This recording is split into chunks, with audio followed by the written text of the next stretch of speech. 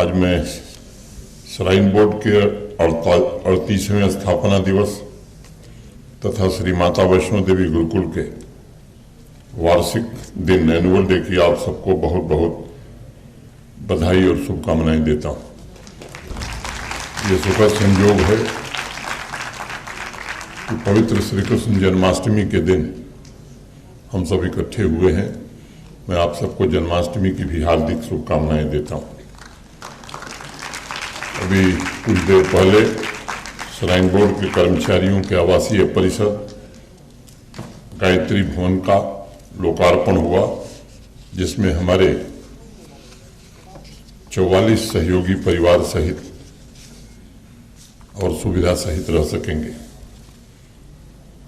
Shrine board परिवार के हमारे सहयोगियों और उनके परिवार के लिए बाणगंगा, अर्धकुमारी तथा भवन पर 3 नए आवासीय परिसर निर्मित किए जा रहे हैं। मुझे विश्वास है इन परियोजनाओं को पूरा करके लंबे समय से इनकी आवास की समस्या का समाधान करने में हमें सफलता मिलेगी। पिछले 3 वर्षों में श्राइन बोर्ड के कर्मचारियों के वेलफेयर के लिए अनेक कदम उठाए गए हैं। हमारे सीईओ श्री अंशुल गर्ग ने उसके बारे में विस्तार से बताया है। कैरियर प्रोग्रेशन की समस्या से निजात दिलाने के लिए 13 कैडर्स को रीस्ट्रक्चर करके 18 कर्मचारियों की प्रोन्नति सुनिश्चित की गई है। 8 साल के लंबे अंतराल के पश्चात हाई एल्टीट्यूड पर नियुक्त 1450 कर्मियों को हार्डशिप अलाउंस में 45% की रिकॉर्ड वृद्धि भी की गई है। मैं बताना आवश्यक मानता हूं कि श्राइन बोर्ड अपने परिवार के सभी के स्वास्थ्य की देखभाल के लिए भी हर वर्ष 6 करोड़ रुपए व्यय कर रहा है। कर्मयोगियों के प्रोत्साहन के लिए उन्हें अवार्ड तथा टोकन मनी इसके अतिरिक्त दिया जाता है। स्वतंत्रता दिवस तथा गणतंत्र दिवस पर ऐसे 49 कर्मियों को सम्मानित भी किया गया था। आज स्थापना दिवस के कार्यक्रम के अवसर पर मैंने बोर्ड के सभी कर्मचारियों के स्कूल जाने वाले बच्चों के लिए बोर्ड ने एक और बड़ा निर्णय किया है। ऐसे सभी कर्मचारी जिनके बच्चे स्कूल में पढ़ रहे हैं, उन्हें शारदीय नवरात्र यानी अक्टूबर से चिल्ड्रन एजुकेशन अलाउंस भी दिया जाएगा। इस महत्वपूर्ण योजना पर श्राइन बोर्ड प्रतिवर्ष 6 करोड़ रुपया व्यय करेगा। साथ ही हम सभी कर्मचारियों के रीस्किलिंग तथा अपस्किलिंग पर भी विशेष ध्यान केंद्रित कर रहे हैं और अभी तक 3192 कर्मियों ने अपनी ट्रेनिंग पूरी कर ली है। श्राइन बोर्ड का उद्देश्य है कि हर एक कर्मचारी का परिवार चिंता मुक्त होकर माता वैष्णो देवी के भक्तों की सेवा और उनकी सुविधा का ध्यान रखे। आज श्राइन बोर्ड एरिया में अंडरग्राउंड केबलिंग प्रोजेक्ट तथा गुरुकुल के अतिरिक्त लाइनिंग एवं एकोमोडेशन का भी इनॉग्रेशन किया गया है। ये सभी projects Shri Mata Vaishno Devi shrine board तथा गुरुकुल में बुनियादी संसाधनों को मजबूत करेंगे। पिछले 3 वर्षों में माता वैष्णो देवी की कृपा से संकल्पबद्ध होकर देश और विदेश से आने वाले श्रद्धालुओं के लिए बेहतर से बेहतर सुविधा उपलब्ध हो, श्राइन बोर्ड के कर्मचारियों के लिए बेहतर वातावरण एवं देखभाल तथा गुरुकुल राष्ट्रीय स्तर पर अपनी पहचान बना सके, इसके अनेक प्रयत्न हुए हैं। माता के भक्तों की सेवा एवं सुविधा के लिए दुर्गा भवन के मेगा इंफ्रास्ट्रक्चर को पूरा किया गया है और कई अन्य निर्माणाधीन प्रोजेक्ट्स स्काई वॉक, रेट्रोफिटिंग और रीमॉडलिंग ऑफ पार्वती भवन, अटका एरिया का एक्सपेंशन, ये शारदीय नवरात्र के पहले पूर्ण कर लिए जाएंगे। अभी पिछली बोर्ड मीटिंग में ककरियाल में नए मेडिकल कॉलेज निर्मित करने का निर्णय किया गया है। ये सभी प्रयास इस अलौकिक एवं पावन तीर्थस्थल से जुड़े सभी इंस्टीट्यूशंस तथा इंफ्रास्ट्रक्चर के होलिस्टिक डेवलपमेंट के बोर्ड के संकल्प तथा नर सेवा के संकल्प को पूरा करेगा। हमारी संस्कृति भी कहती है, न तो हम कामये राज्यम न स्वर्गम न पुनर्भवम, कामये दुख तप्ता नाम प्राणी नाम आर्तिनाशनम। मुझे राज्य की कामना नहीं है, स्वर्ग की भी चाह नहीं है, मुझे मुक्ति की भी इच्छा नहीं है। एकमात्र इच्छा मेरी यही है कि प्राणियों का कष्ट समाप्त हो सके। माता वैष्णो देवी के दरबार में आने वाले श्रद्धालुओं को आध्यात्मिक प्रकाश पुंज का सुख मिले, उनकी यात्रा एवं प्रवास सुरक्षित हो सके, इसके लिए मॉडर्न टेक्नोलॉजी पर आधारित सर्विसेज भी सुनिश्चित की जा रही हैं। सेवा भाव से किए जा रहे प्रयासों की वजह से श्राइन बोर्ड को नेशनल ई गवर्नेंस अवार्ड तथा नेशनल वाटर अवार्ड से भी सम्मानित किया गया है। यह किसी व्यक्ति का सम्मान नहीं है, बल्कि श्राइन बोर्ड से जुड़े हुए सभी हमारे भाइयों बहनों की मेहनत का सम्मान है।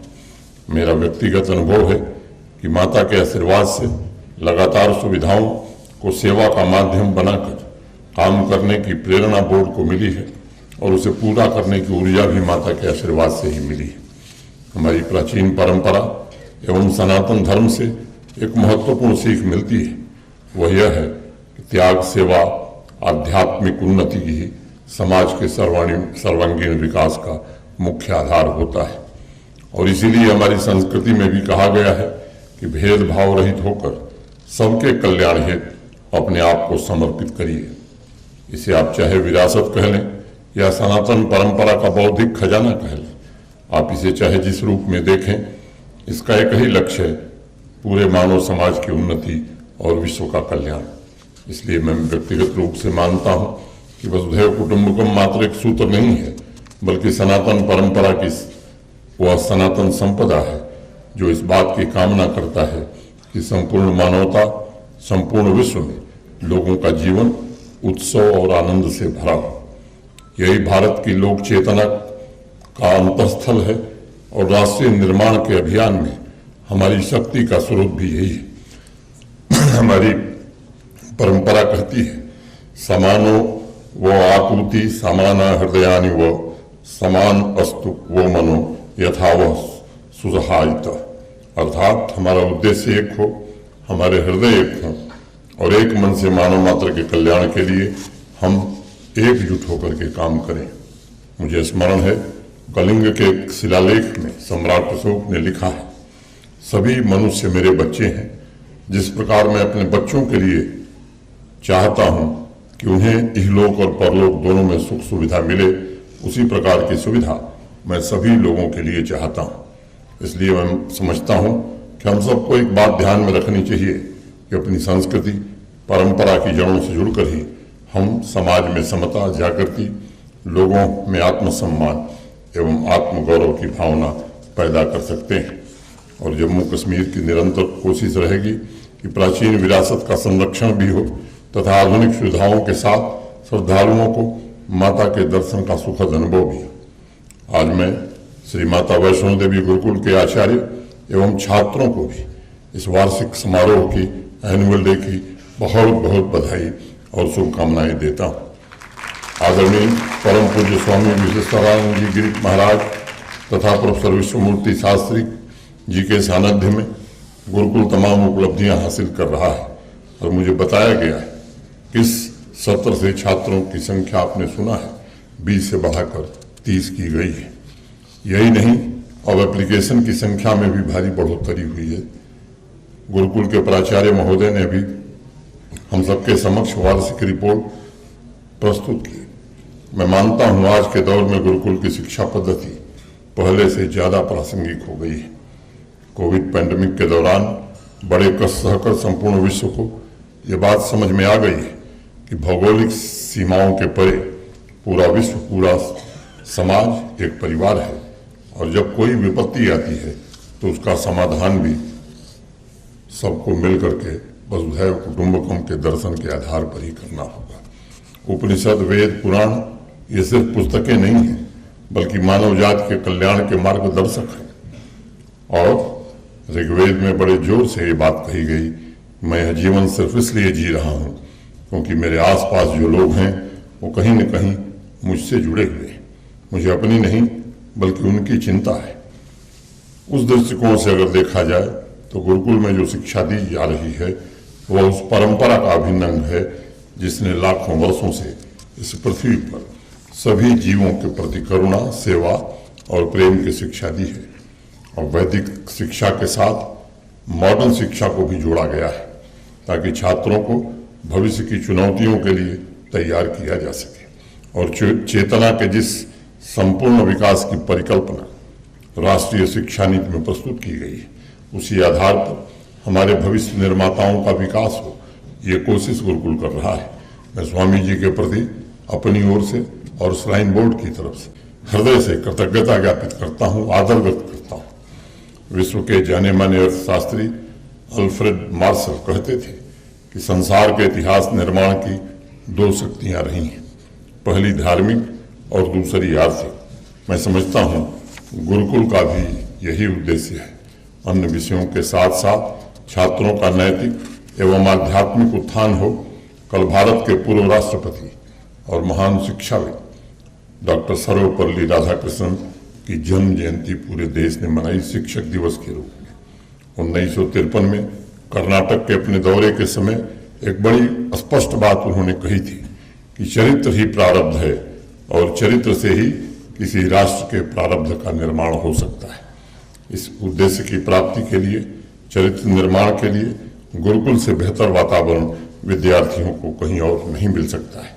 और इसलिए श्राइन बोर्ड की कोशिश ये होनी चाहिए कि विज्ञान और संस्कार के मिले जुले स्वरूप से छात्रों के बेहतर व्यक्तित्व के निर्माण पर हम बल दे सकें। मुझे याद है पिछले 3 वर्षों से इस बात पर विशेष जोर दिया जा रहा है कि संस्कृत भाषा में ज्ञान का जो अथाह भंडार है वह कैसे समाज तक पहुंच सके। हमें मिलकर पूरे समाज को एकता के साथ इस दिशा में प्रयास करना होगा। एक दौर था जब संस्कृत को सिर्फ भाषा के सौंदर्य और अध्यात्म के लिए जाना जाता था।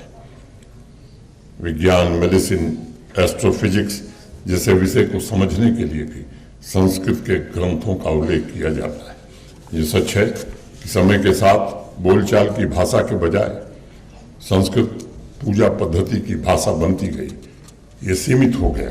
लेकिन आज जब आर्टिफिशियल इंटेलिजेंस, कंप्यूटर कोडिंग की चर्चा होती है तो देश नहीं, दुनिया के दूसरे देशों के विद्वान भी संस्कृत का उदाहरण दे रहे हैं। मुझे खुशी है कि गुरुकुल में बच्चों में कंप्यूटर प्रोग्रामिंग, साइंस, साहित्य और सोशल साइंस की भी शिक्षा दी जा रही है।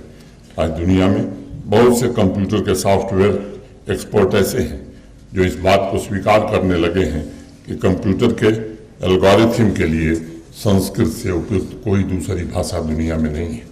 अमेरिका, इंग्लैंड, फ्रांस, जर्मनी जैसे देशों में लोग संस्कृत के समृद्ध खजाने पर आज शोध कर रहे हैं, रिसर्च कर रहे हैं। कौटिल्य, चरक, सुश्रुत, आर्यभट्ट, वराहमिहिर, ब्रह्मगुप्त, भास्कराचार्य जैसे विद्वानों और विचारकों ने एक पूरी की पूरी ज्ञान प्रणाली मानवता को सुपुर्द की थी। ये हमारी अनमोल विरासत है और सिर्फ गुरुकुल ही नहीं बल्कि सभी संस्थानों को ज्ञान के इस खजाने का लाभ उठाने की जरूरत है। मुझे खुशी है कि शास्त्री की परीक्षा पास करने वाले छात्रों के लिए इंटर्नशिप की भी व्यवस्था की गई है और इस वर्ष छात्रों को पूजा के लिए प्रशिक्षु के रूप में चिन्हित और चयनित करने का काम किया गया है। एक मेरा सुझाव होगा, इंटर्नशिप के दौरान उन्हें एडमिनिस्ट्रेटिव कार्यों से भी जोड़ने की आवश्यकता है, क्योंकि संस्कृत पढ़ने का मतलब ये नहीं है कि वो प्रशासक नहीं हो सकता है। शास्त्री की परीक्षा पास करने वाले छात्र से जितना उस विभाग को लाभ मिलेगा उतना ही लाभ छात्रों को नए सेक्टर के बारे में जानने का भी अवसर मिलेगा।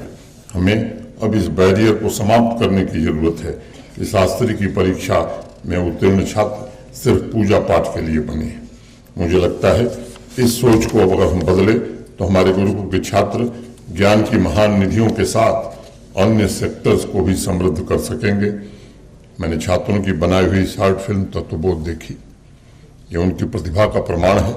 इसलिए हमें अनेक अन्य संभावनाओं के द्वार उनके लिए खोलने होंगे ताकि संस्कृत के मूल्य और आदर्श के जीवन स्वरूप के प्रतीक गुरुकुल के विद्यार्थी समाज तथा कर्म क्षेत्र के विभिन्न हिस्सों में वैदिक गणित, वैदिक विज्ञान, वैदिक मेडिसिन, वैदिक साहित्य के प्रचारक और प्रसारक आने वाले दिनों में बन सकें।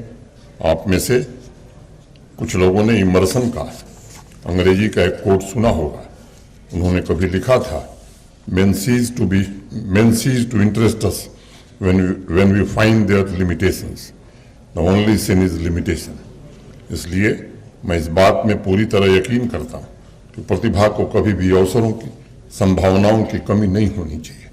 हर एक छात्र के भीतर ज्ञान, विज्ञान, प्रज्ञा, साहित्य, दर्शन एवं संस्कृत चिंतन की जो क्षमता है, अगर उसे अवसर मिले, अगर वह ऑर्गेनाइज तरीके से एक लक्ष्य मानकर काम करे तो जीवन में कुछ भी असंभव नहीं है।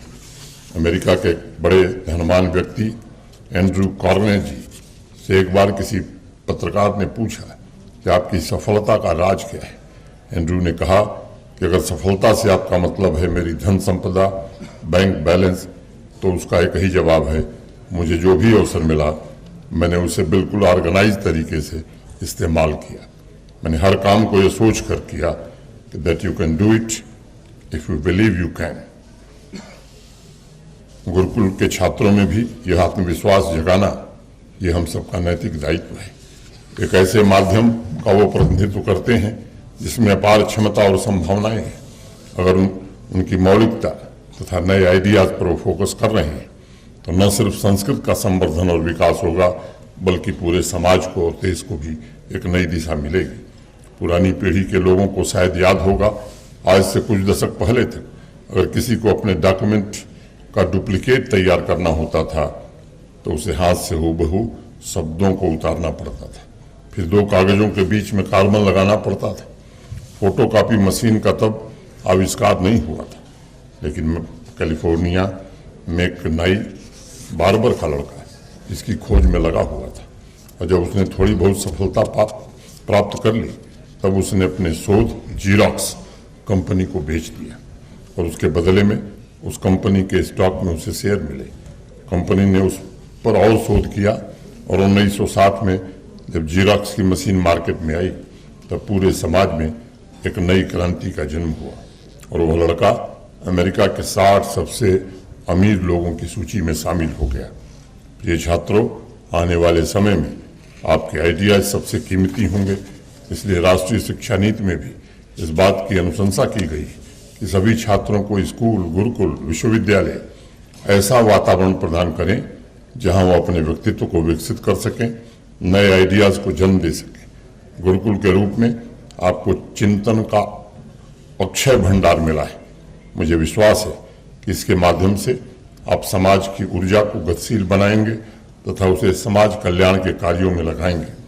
मुझे विश्वास है सभी आचार्य युवा मन में नए विचार, नई सोच पैदा कर उन्हें निरंतर सामाजिक, आर्थिक एवं मानवीय हित के लिए प्रेरित करते रहेंगे।